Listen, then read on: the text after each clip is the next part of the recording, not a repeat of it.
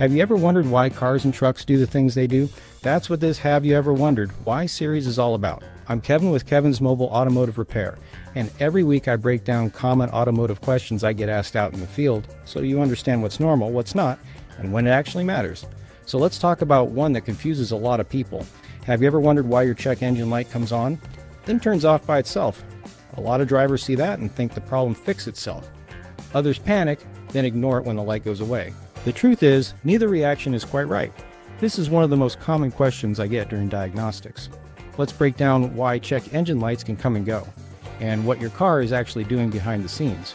Your vehicle's computer is constantly monitoring sensors all over the engine and emission system. It's watching things like fuel mixture, airflow, misfires, oxygen levels, and emissions performance. When the computer sees something out of range, it doesn't always turn the light on immediately. Most faults have to fail multiple times under specific conditions before the check engine light comes on. These are called drive cycles. If the problem happens once and then goes away, the computer may store it as a pending code without turning the light on.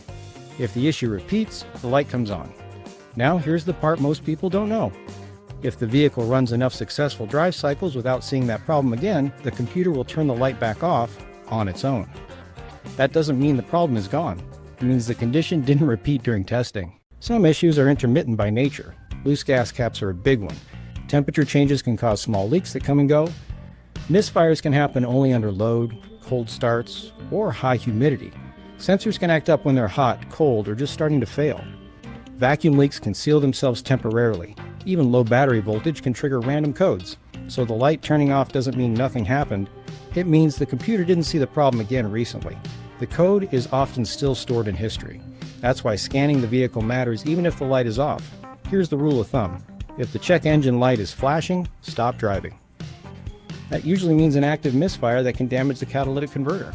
If the light comes on and stays on, get it checked soon. If it comes on and goes off, don't ignore it. Have it scanned when you can. That small issue today can turn into a big repair later.